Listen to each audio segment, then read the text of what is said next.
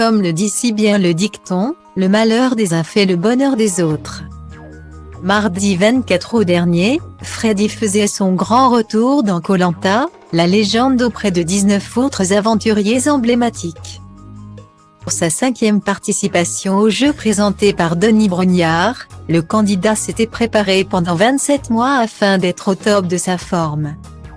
Malheureusement, Freddy a été gravement blessé sur la première épreuve d'immunité.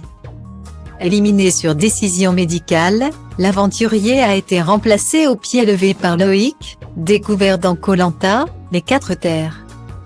Une aubaine pour le chéri de Lucie Cossanel, qui n'avait pas été choisi par Brice pour la finale de son édition à Paris. C'est donc remonté à bloc que le finaliste a fait son arrivée en Polynésie française. Déterminé à en découdre. Un moment chargé en émotions pour l'aventurier, puisqu'un problème de santé lui a été décelé lors des examens médicaux pour Koh-Lanta.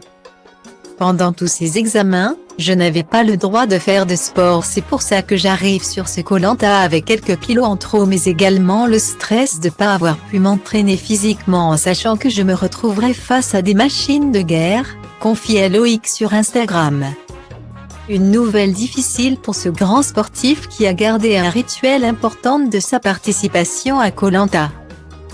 4 terres, faire des trous dans son t-shirt.